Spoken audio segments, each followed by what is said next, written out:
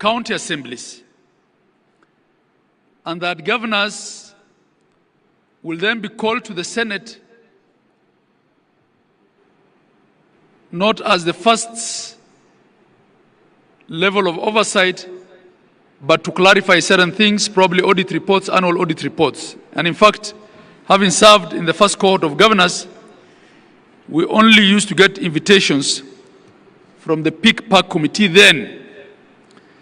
But now it's become customary that governors have to be called by departmental committees of the Senate. Your Excellency, whilst to date, not a single MCA, not a single member of parliament has had to be recalled. We have had at least 4 governors impeached, and I think there have been as many as 7 or 8 attempts. I had it on my phone. I can't remember offhand. How many? Mary? 8 attempted impeachments, many of whom were salvaged at Senate. The question then begs, Your Excellency, is it only governors? Are Kenyans only electing the wrong governors?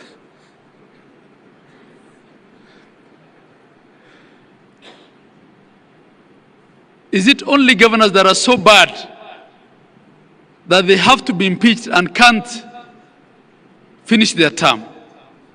Of course, we have one instance of a deputy president that has been impeached.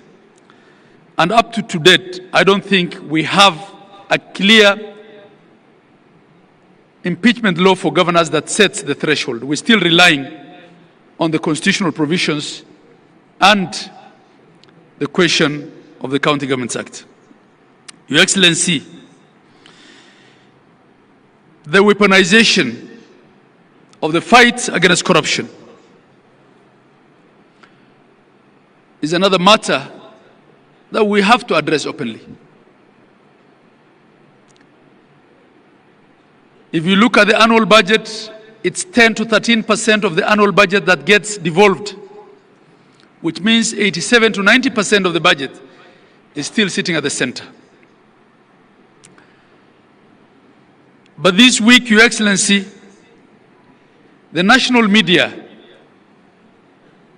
had headlines about corruption in counties, trying to take the thunder out of the devolution conference. It's as if the only thing the counties do is corruption. It is not the case. May I also take this opportunity to welcome the Prime Cabinet Secretary.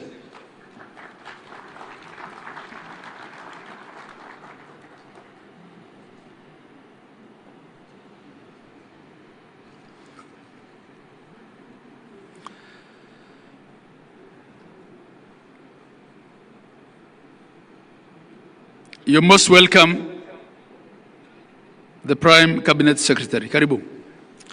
I was buying a little bit of time so that you can come in. Thank you. So, Your Excellency, I'll move much faster.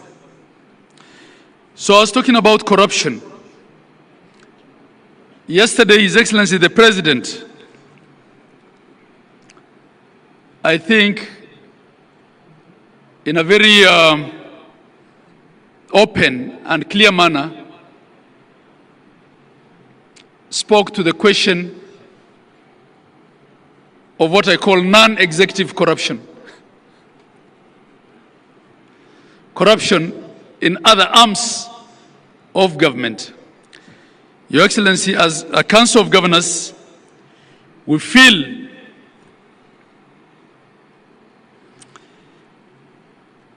that the fight against corruption has unfairly targeted governors, and it has been a case of calling devolution a bad name, so that along the way, there's a reason to kill it. That's not to say there's no corruption in counties.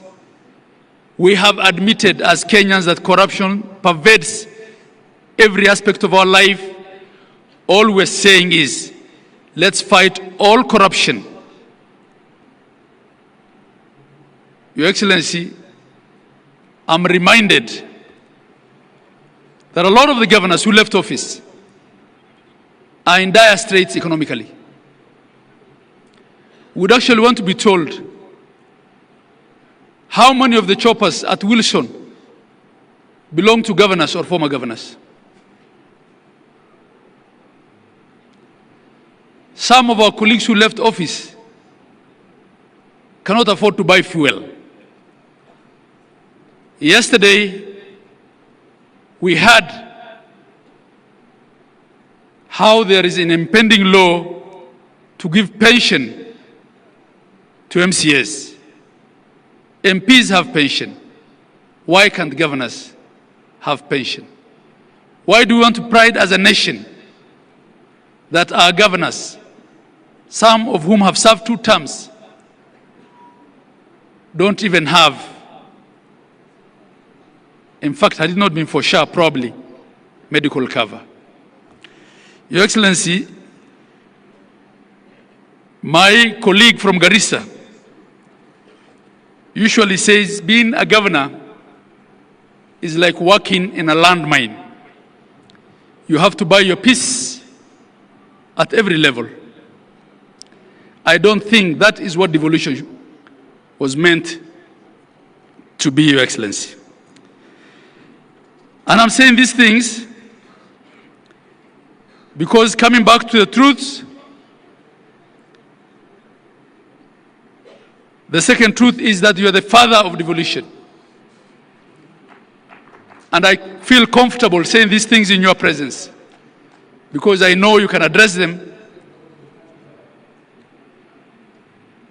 and address all of us effectively on them. And the last truth, Your Excellency, before I call the Prime Cabinet Minister, Prime Cabinet Secretary rather, is that you remain the underwriter of political stability in Kenya.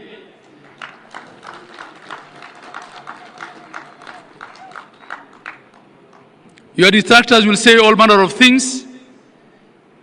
The fact of the matter is that we almost lost this country as a result of the Gen Z protests and demonstrations, which turned into riots. You were magnanimous enough to allow members of your party to join government as ministers so that Kenya can be stable. Your Excellency, without Kenya being stable, a lot of these counties will be no more, because the architecture of our financial system here is that we depend largely on equitable share to provide services. So I want to ask you to continue being the father of devolution, the underwriter of devolution, and the stabilizer of the politics of Kenya. I thank you. And with that, Your Excellency, may I invite the Prime Cabinet Secretary to make his remarks before we invite you as our chief guest for today. That's how it has traditionally been. Prime Cabinet Secretary, please.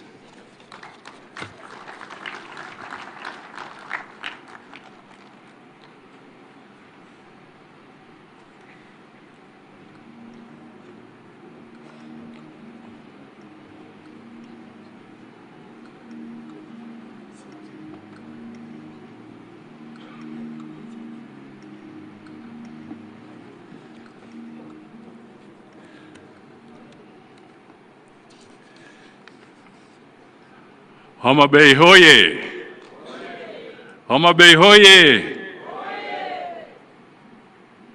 Umwami, the Right Honorable Prime Minister Raila Odinga, all governors present,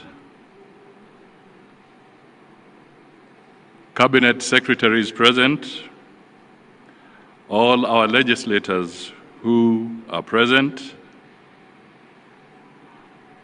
all MCAs in the hall, distinguished guests, ladies and gentlemen. I will try and just make some 2 or 3 points, and then I will hand over my written remarks to the chair of the council so that it can go into your library for further conversation at a later stage. So I'll completely reduce my remarks. But I just want to say that I'm happy. There's usually a phrase in English, they say, in the nick of time. I had seen the program and I was supposed to be scheduled to take the podium at about 4. But thanks to technology, because then I was able to realize that Umwami Raila has arrived, and I had to adjust my engagements elsewhere so that I can be here with him. So, and of course, let me give accolades to Governor Gladys Wanga and her team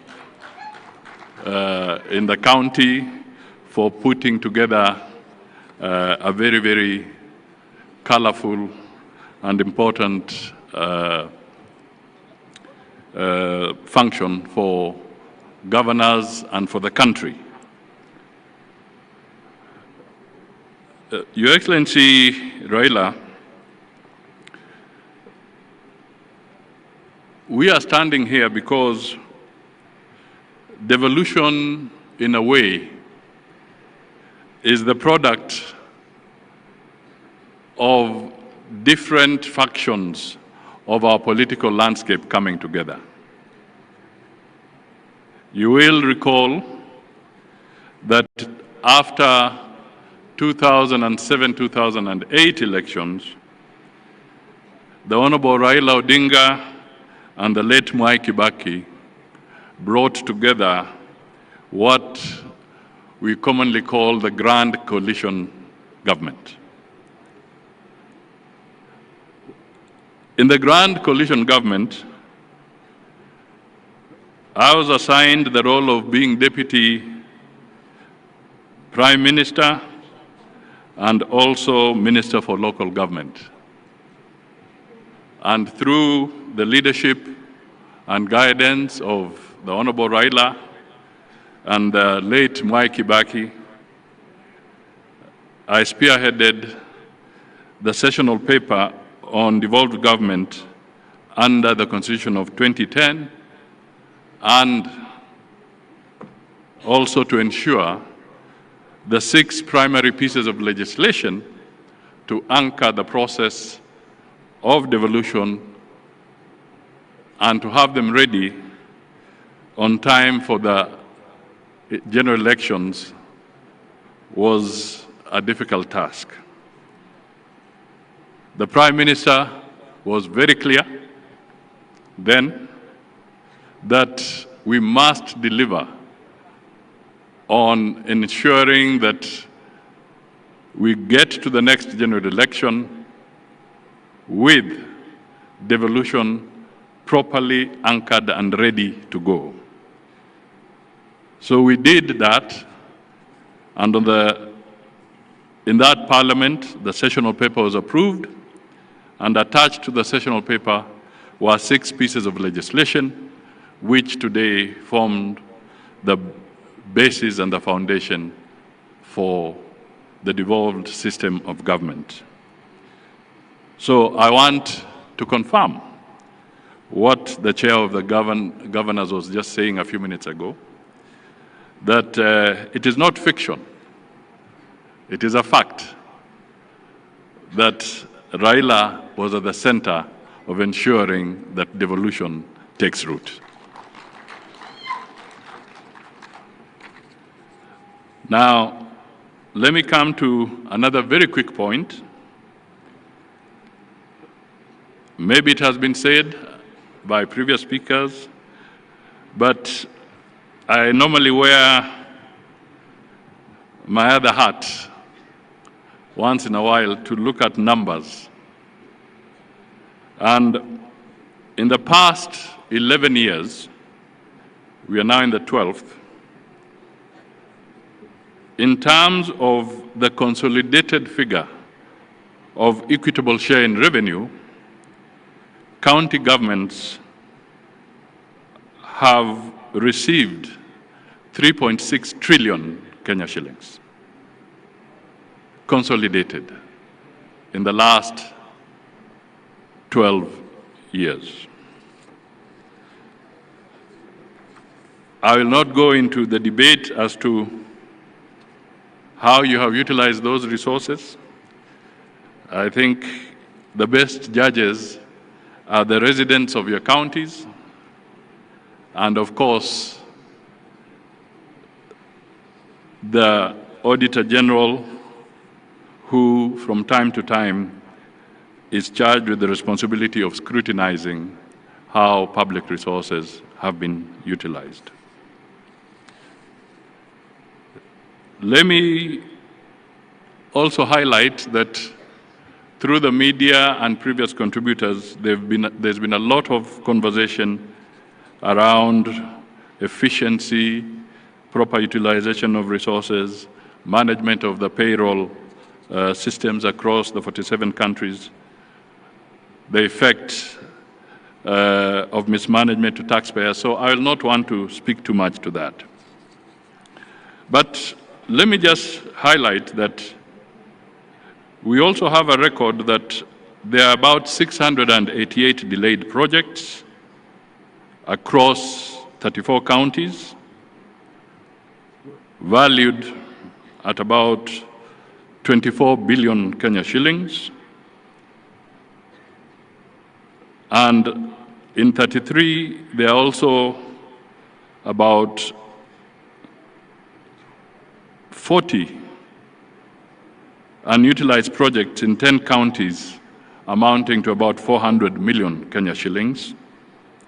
These are issues that we need to look at. And abandoned projects, abandoned or maybe neglected.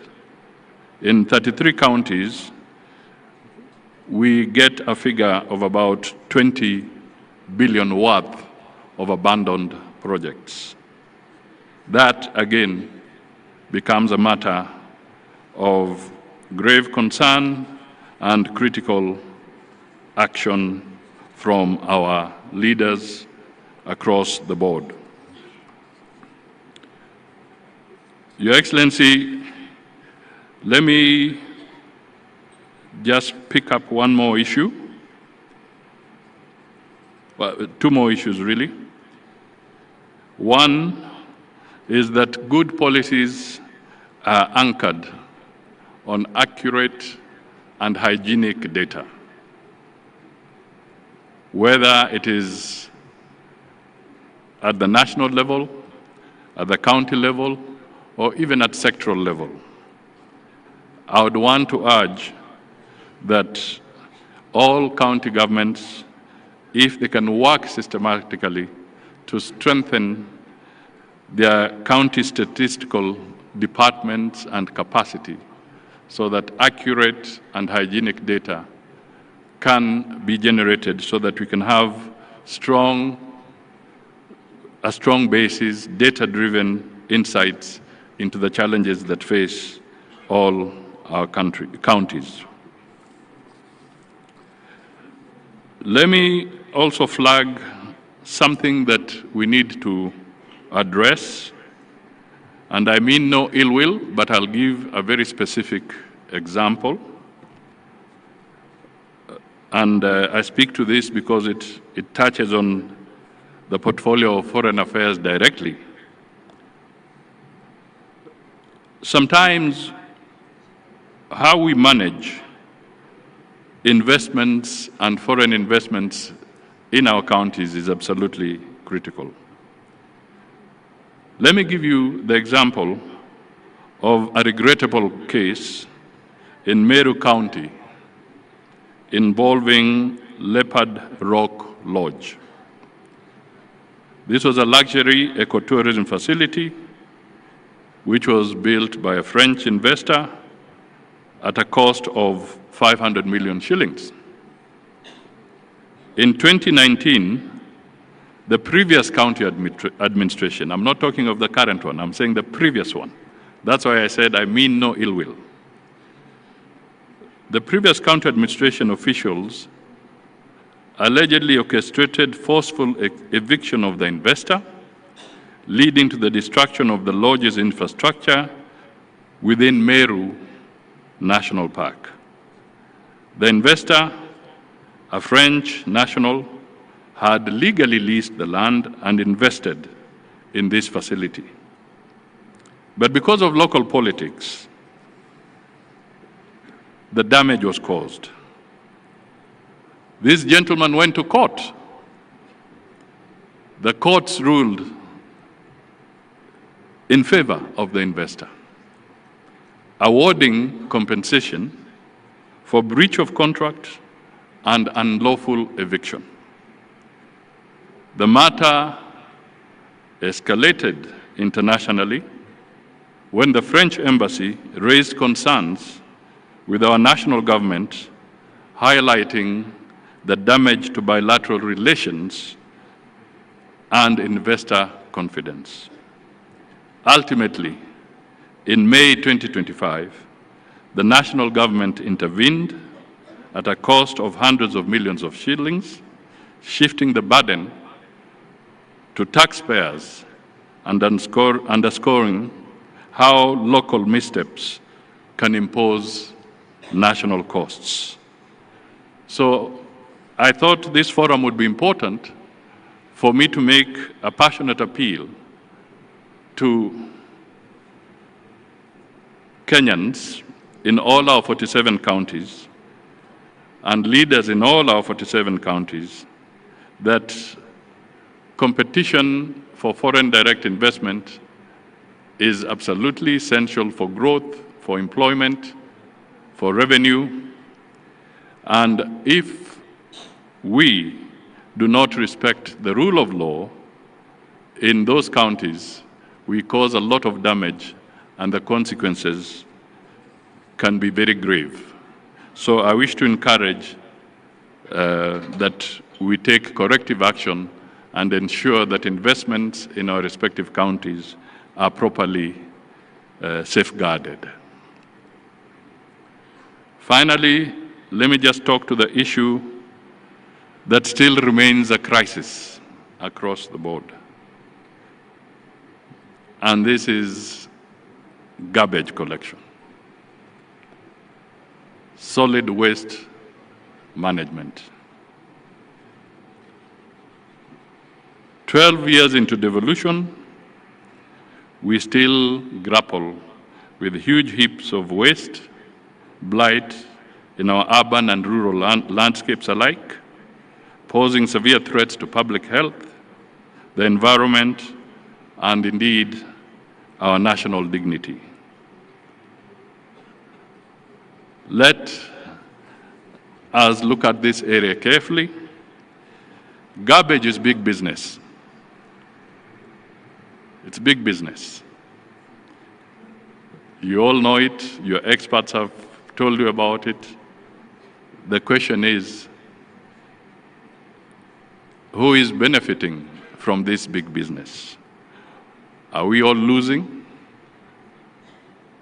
That, again, I pose as a rhetorical question to the leadership as we review our 12 years of devolution. Perhaps I may want to provoke the leadership of the Council of Governors. Perhaps, if it is not already there, perhaps we can introduce a rewarding innovation and sanctioning mechanism for counties that prove themselves in terms of waste management. Perhaps you can create awards where the resource allocation is increased if a county can properly demonstrate that they are able to deal with the solid waste challenge effectively, and those that may not be able to do so perhaps can be sanctioned so that they can also pull up their socks and not pull the other counties down. It might be, especially in this era of climate-related issues which are in vogue and which are important, maybe we should start looking for the green county of the year, the one that really steps out and is able to demonstrate that they are managing this particular challenge and in the process benefit from an elevated allocation during the revenue sharing mechanism. I'm speaking when I know there are legislators here, so perhaps they can refine this better as they reflect on some of these things. So I think I end there, but most important, devolution is and remains the most critical innovation within Kenya's constitutional framework. And whatever the challenges we face, I think it's important to acknowledge that the governors and their teams have made a difference in our society, and we challenge them to continue making that difference and making it even better as we go into the future. Thank you for listening to me. And now, I've been asked by the chair of the Council of Governors to request everybody to be upstanding so that we can usher in Umwami Raila Odinga so that he can come and give the final address.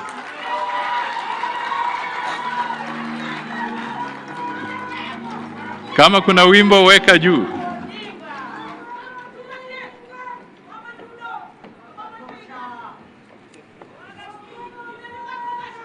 Thank you.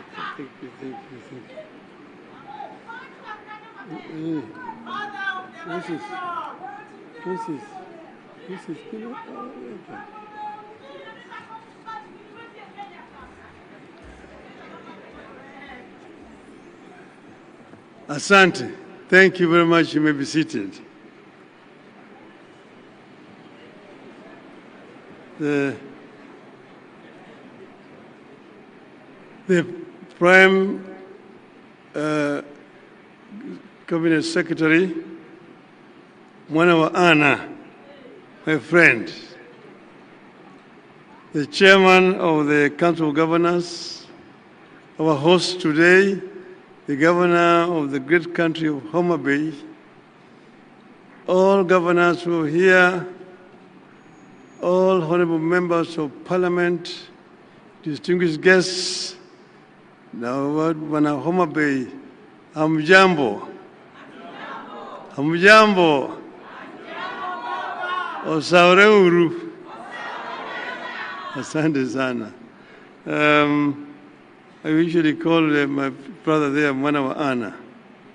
And he has done a good job of introducing me here to this audience. I came earlier. I did not know that I was scheduled to talk at 5 o'clock. But I said, now that I'm here, because I'm here, I need to be given a chance to greet the people. So we are very happy that the county of Mutembei is hosting this conference this year. Now we've been here just a few months ago when we had a very electrifying Madaraka Day 2 months ago. And it looks like Devolution 2025 is not any different. I was very happy and pleased when I arrived here and I was taken to a park, just a small park in the Mutembei, where this county is trying to remember a very great son of this county, the late Honorable Mutembei. I was very, very pleased indeed, because Mutembei is was the architect of the devolution. I myself was very passionate about devolution, but Mbai had understood it much better than anybody else. So when we went to Bomas of Kenya, because I had hired him as my consultant. So when we went to Bomas of Kenya, and the debate started in earnest, and then I asked the chairman to give Mbai a chance to address the audience. When he spoke that day in Bomas of Kenya, and he spoke for nearly 10 minutes without break. And by the time he finished, the whole hall backed into cheers. And they all cheered Mbai and said that that gentleman should be the chairman of the Devolution Committee. And that is how it became. That Mbai became the chair of the Devolution Committee. And as the chair of the Devolution Committee, he navigated very dangerous corners. Because as you know, I've been mentioning several times that devolution had then and even today very powerful enemies. He was able to create proper benchmarks to be met. And because of that, he became a marked person. And as I've said several times, Mbai would not see the new constitution. In broad daylight, in front of his children, they moved in to his house and shot him and fatally wounded him. So it is fitting that today we are here actually celebrating this day in Mutembei, not very far away from Mbai's home, right just next door here. And today I really want to make an appeal to the Council of Governors, because Mbai left us a young family, young wife and children. And if the Council of Governors can see it fit that you get a kind of a fund, a small fund, you can just put in 5,000 shillings a month, that will go a long way to help the family of the little Mbai. It's an appeal. But then, let's get back to business. And let me begin by declaring a familiar interest. I believe in devolution. I believe in more, not less devolution. I believe in a balance of power between Nairobi and the counties. None should stand in the way of the other. I believe in strong county executives oversighted by equally strong county assemblies. I believe in a Kenya that sees the strength of each of the 47 counties as the strength of Kenya. But let me say, county government are supposed to be oversighted by county assemblies, not the Senate. So therefore, it is unnecessary for Senate to be summoning governors to go to appear before senators in Nairobi. Only the public accounts and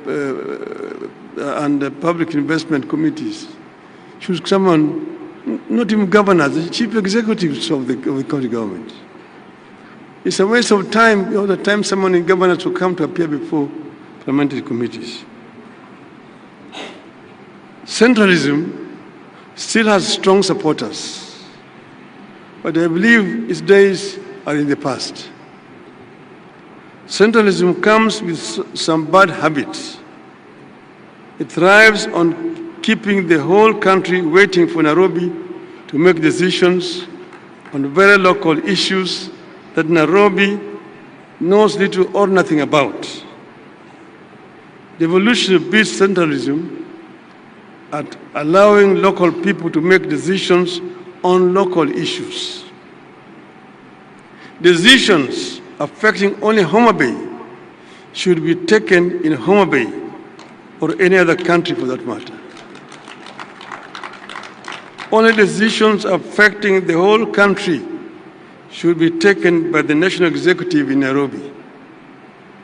I believe local policymakers bring more insight to local issues, are more likely to be more accountable, transparent, traceable, and named and shamed. But people are now looking for more than proximity. They are looking for performance, productivity, and partnership at every level of leadership. People want counties that are economic powerhouses, not mere administrative units. And you know, we're here because of historical circumstances. We had bigger units, you had regions which had what you call economics of scale. But enemies of devolution undermined that arrangement. Our focus must now be on leveraging devolution to achieve increased productivity and delivery of efficient and quality of services. Devolution for the people, for prosperity. People need more integration and coordination, not just between the county and national government, but also between counties. We want to see Wajir, for instance, having more collaboration with Garissa or Machakos with Kajiado, and complement each other instead of competing for destruction. So I want to share some reflections on how devolution can be revolutionized and how county and national governments can adopt and lead the country into an equitable future. A future in which we all accept that each part of the country is unique in its own way, has its own history, challenges, strengths, and ambitions. Only when all parts of Kenya pull together in one desired direction will we achieve prosperity for all. The counties are not equal or similar. Even this region, for example, you take Homa Bay, next door is Kisii, you see, and then the other door is also Migori. The three counties are not equal or similar. In Homa Bay here, they are like monoethnic.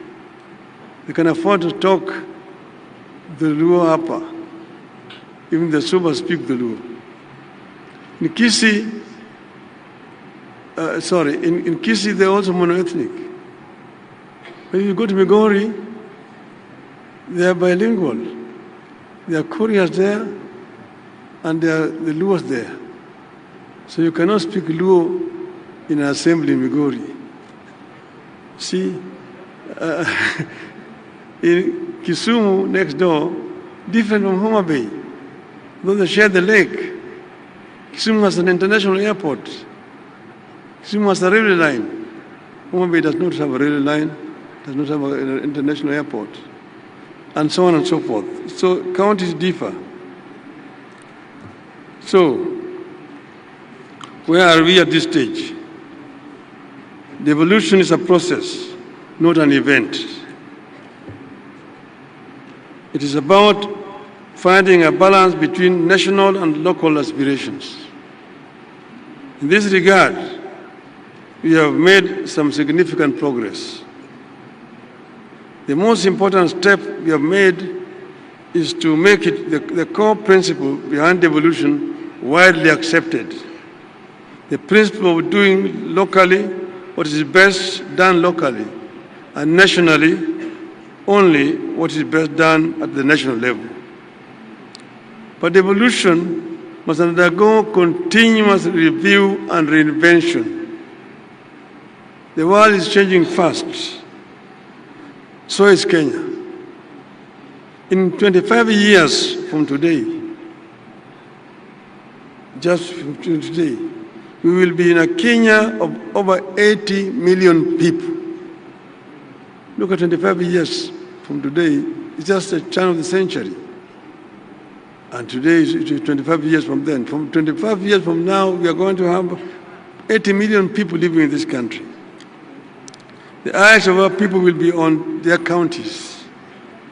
Our counties will either be engines of innovation or bottlenecks of frustration.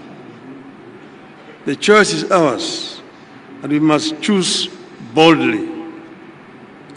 We need to watch against the transfer of power and resources from Nairobi only for the same to be hoarded at county headquarters. We have to continuously ensure local communities access the devolved power and resources and have the power to decide where funding goes and how the services and projects are run. The formulation of county integrated development plans must therefore be more serious and truly consultative, not mere procedures. Those CIPDs, DPs, must also be implemented to the letter with much more regular references to the people. Needless to say, we have to cut the controlling hand of the national government. We must continuously push the national government to stop micromanaging counties. We must constantly fight off the national government's instinct to hoard power and resources. But let me be clear. References to national government's bad tendencies is not a call for a war between the two levels of government. In all devolved systems, getting money and power from either level is always a struggle. You have to treat the contest as an integral part of the strengthening of devolution and the reason for the two governments to build good faith. In fact, even as that task continues, I want to propose that there be some incentives arrangements between the national government and the counties, through which the national government will reward those counties that deliver the best services in areas like poverty reduction, youth unemployment, and environmental conservation. We need to come up with more transparent and independent performance reporting at the counties that gives the public more access to data that it can use to evaluate the performance of their county against others. That data will enable citizens to know, for instance, where it is easier to start a business, access healthcare, do farming, move goods to markets, etc., enabling our citizens to make informed choices in their socio-economic activities. We need a digital devolution in counties. County services, from business permits to healthcare appointments, must be accessible online, in real time, and in local languages. This should go a long way in fighting the scourge of corruption that is taking very deep roots in counties. Our counties must move from being consumers of transfers to producers of wealth through county-led industrial parks, energy autonomy through solar, wind, and small-scale hydro projects, and smart agriculture hubs, among other areas powered by technology. Our Constitution clearly stipulates that the two levels of government depend on each other. That cooperation should help us to do away with, not enhance, duplication that results in wastage of time, efforts, and money. Even as county and national governments cooperate, there must be more clarity on roles and responsibilities. Some confusion is beginning to creep in, and accountability risks being lost in the process. We must continue demanding that counties be granted full control over all devolved functions. But we must also demand to see what difference the counties are making in increased devolved resources and functions.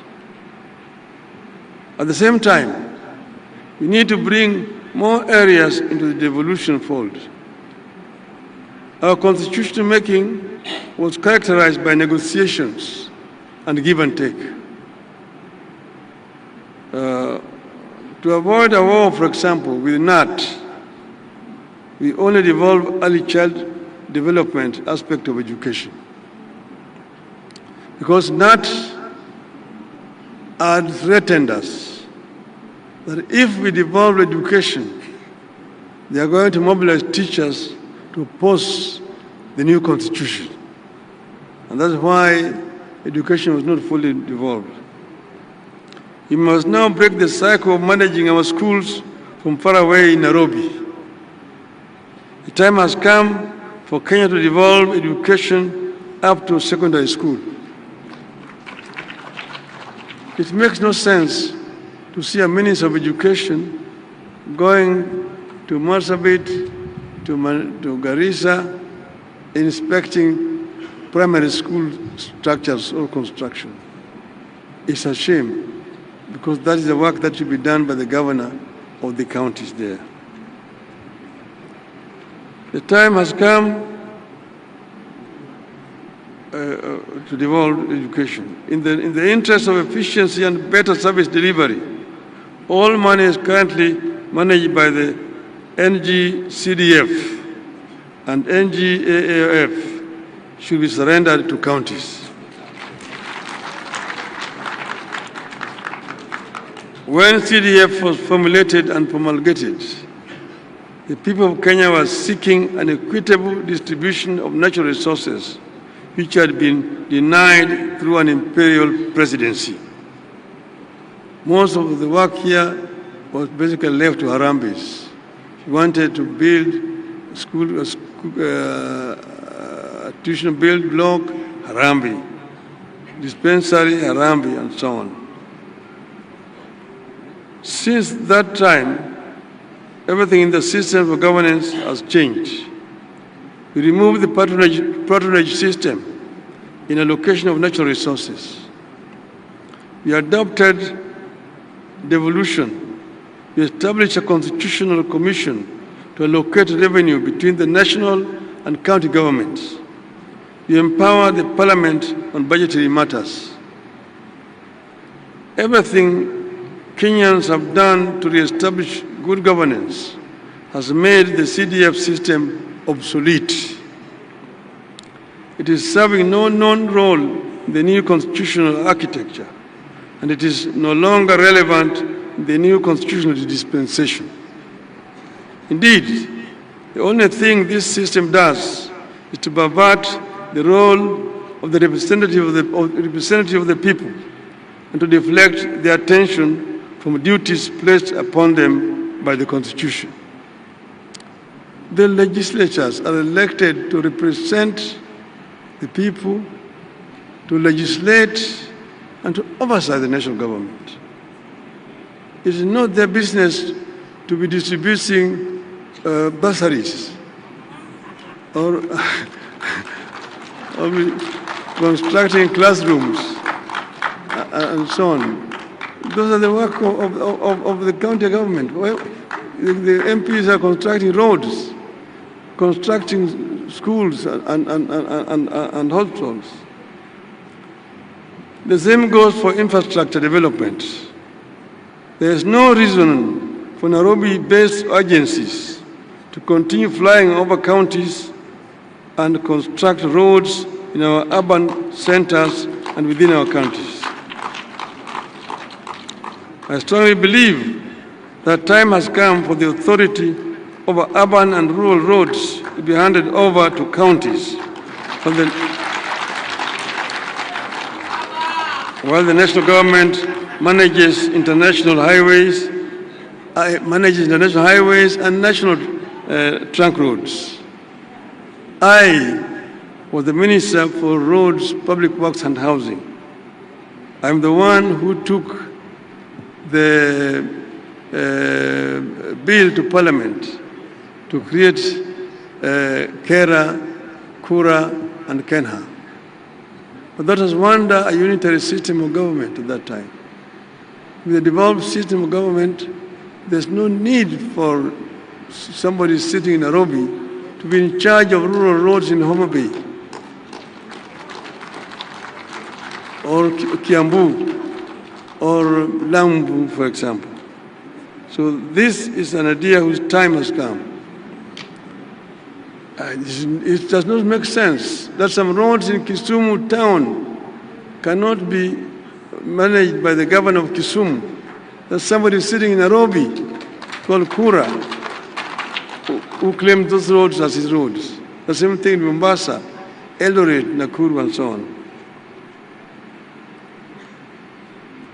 I know the better way to power this economy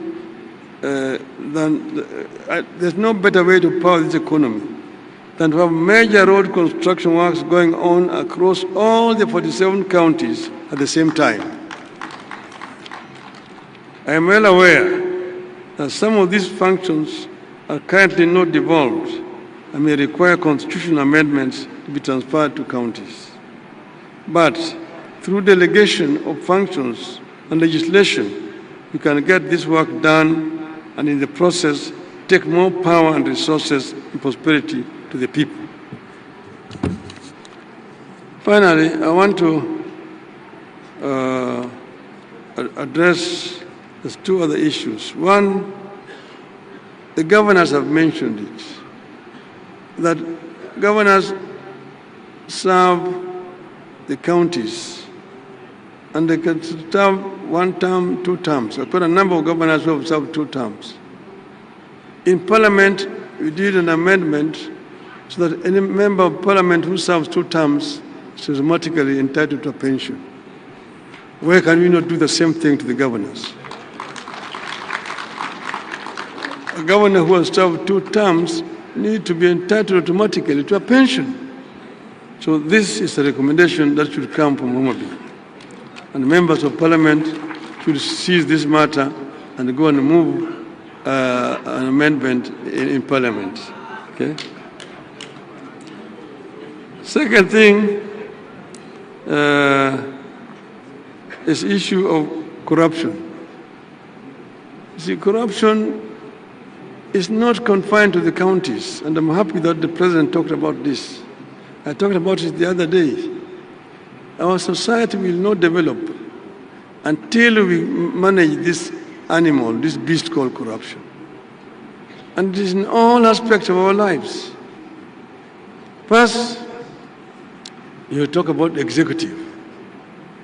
It is rampant in the executive. Not at county only, first at the national level.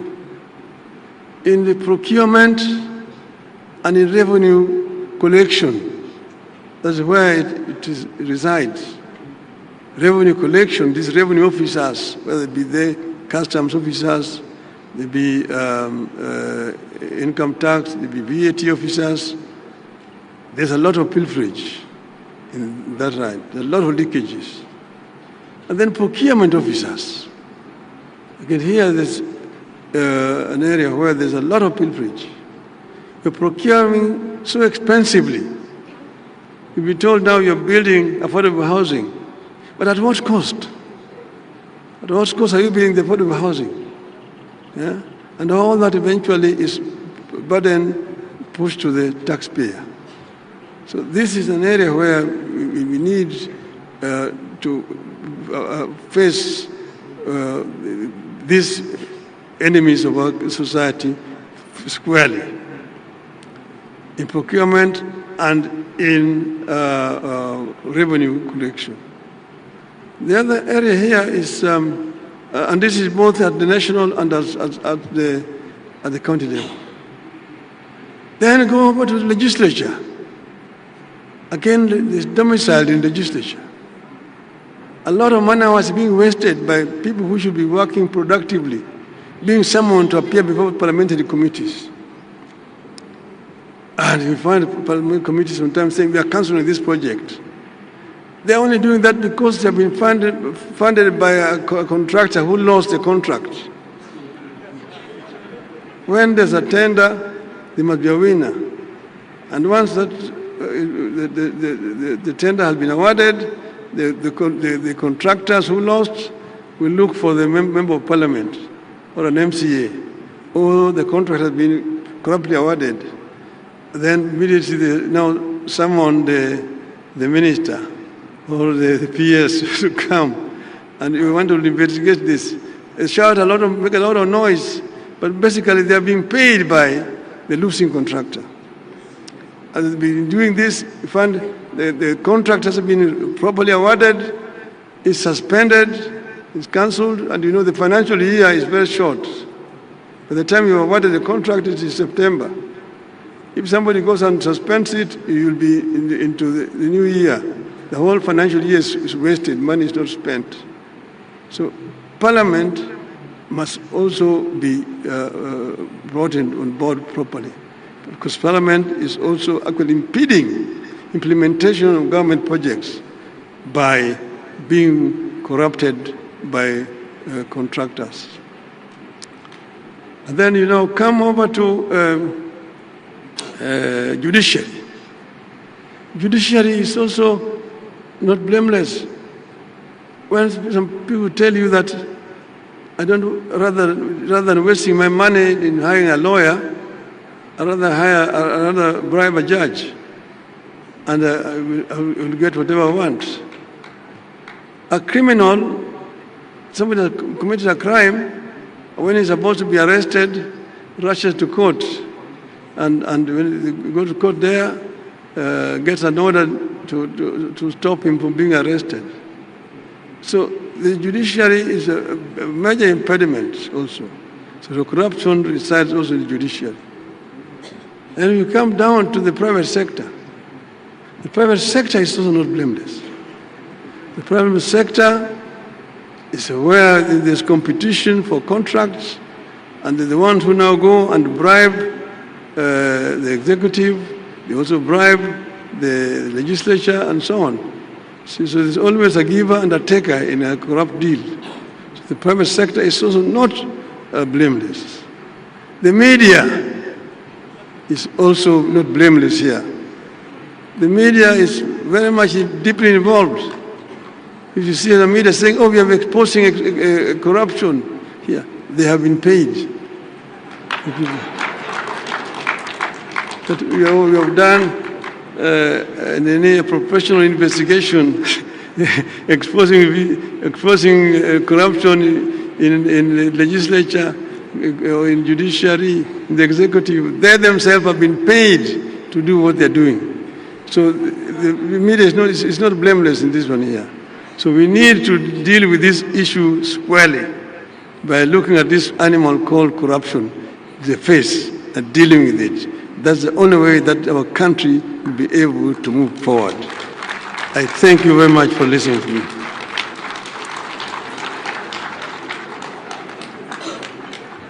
Thank you very much.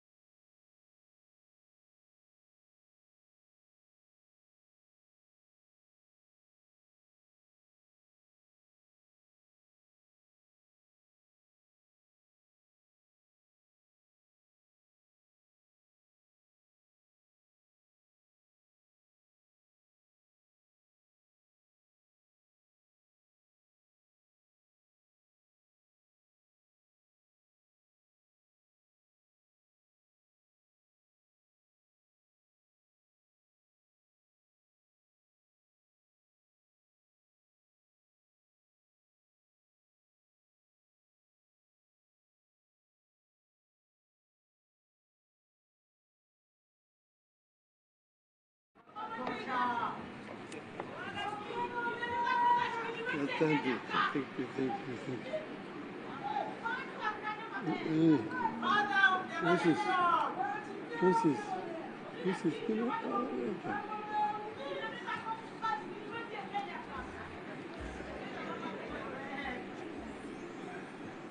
Asante. Thank you very much. You may be seated. The Prime Cabinet Secretary, Anna, my friend, the Chairman of the Council of Governors, our host today, the Governor of the great country of Mutembei, all governors who are here, all honorable members of Parliament, distinguished guests, now wana Mutembei, hamjambo, hamjambo, osaure uhuru. Asante sana. I usually call my brother there Mwana wa Anna, and he has done a good job of introducing me here to this audience. I came earlier. I did not know that I was scheduled to talk at 5 o'clock.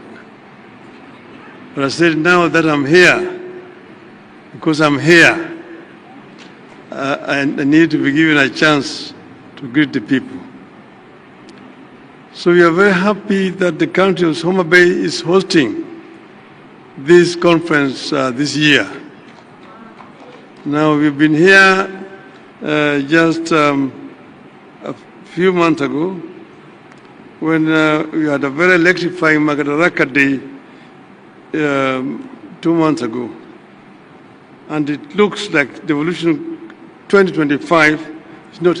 And whose objects and principles are also provided for under Articles 174 and Articles 175 of the Constitution. And the roles are well stipulated between the two levels of government in Schedule 4 of the Constitution. Your Excellency and distinguished participants, it is in the facilitation of the functioning and operations of the devolved governments The Constitution under Article 203(2) provides for a 15% of the equitable share of the national revenue to be allocated to the county governments.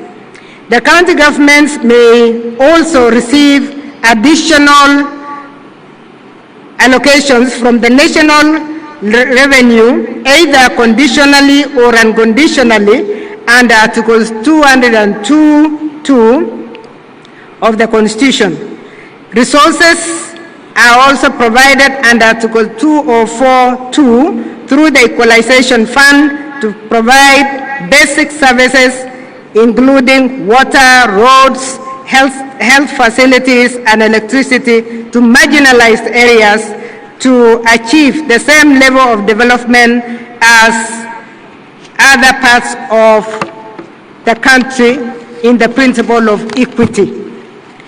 The county governments are also empowered under Article 209 of the Constitution to raise their own revenue through what we call the own source revenue, in addition to the equitable revenue that is given by the national government. The Senate diligently fulfills its constitutional obligation of legislation, oversight, and representation concerning the formulation of the pertinent legislation related to revenue sharing, exemplified by the Division of Revenue Act, the County Allocation of Revenue Act, and the County Government's Additional Allocations Act. These legal provisions are paramount for the allocation of resources to devolved governments, which are indispensable for fostering socio-economic development and throughout the nation. Your Excellency, the devolved system of governance is founded upon the principles of being citizen-centric, rooted in equity, inclusion, and social justice. The execution of devolution is intricately woven into both national and international development frameworks. This alignment is articulated through initiatives such as the bottom-up economic transformation agenda, the Kenya Vision 2030, the East African Community Vision 2060, and the African Union Agenda 2063, and the United Nations 2030 Agenda for Sustainable Development. It is fundamental to appreciate the milestones and achievements that have been realized in various sectors since the implementation of devolution, which has been ongoing in the last almost 12 years.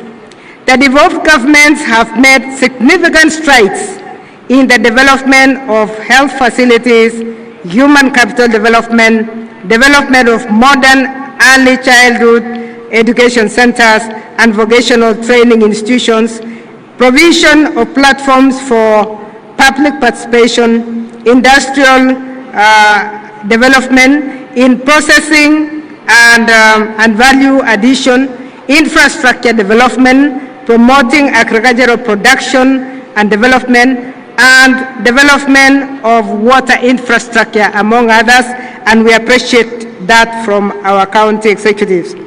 From where we sit in the Senate, Your Excellency, the county governments have also made progress in addressing issues of inequalities, marginalization, and inclusion of vulnerable members of society, such as the children, the youth, women, persons living with disabilities, the elderly, through providing opportunities and financial assistance, which are vital attributes to social justice and inclusion. Distinguished participants, Your Excellency, it's also imperative to recognize that the devolved system of governance grapples with a plethora of challenges that persist as significant impediments to effective implementation. Among these challenges are, first, the incomplete transfer of devolved functions alongside their corresponding resources. We are very happy that His Excellency the President yesterday did announce the gazettement, which has actually been done, of a good number of the functions that have now been released. And we are very grateful for that. The next agenda would therefore be for the IGTRC to start costing these functions so that they don't just get devolved, but devolution be followed by the resources. There is also the challenge of delayed disbursement of the equitable share between the national government and the county governments. Of course, there is also the challenge of misappropriation of funds by county governments, as we have identified from where we sit.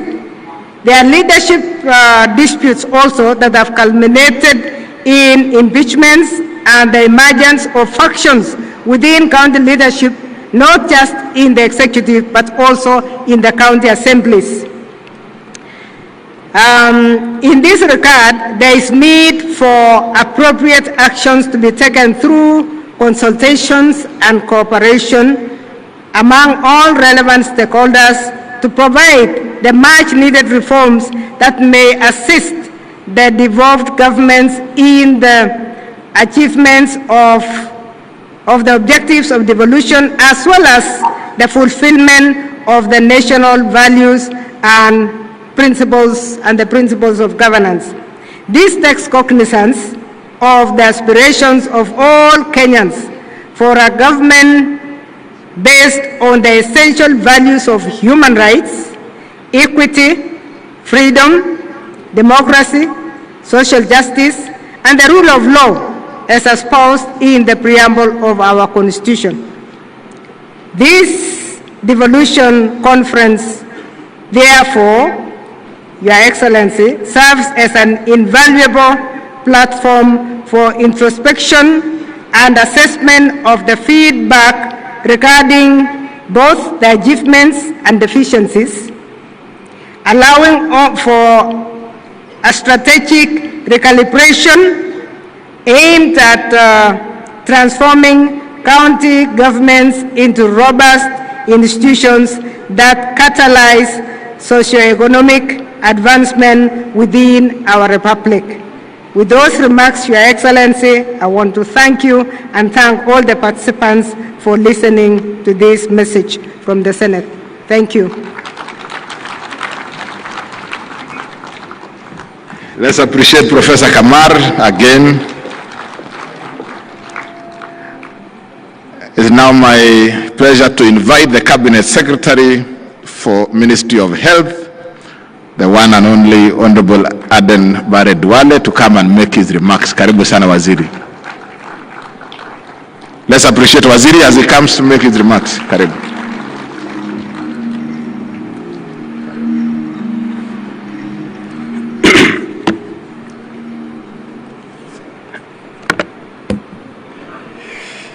Your Excellency, the Right Honorable Raila Odinga, a man who has initiated me into politics in 2005.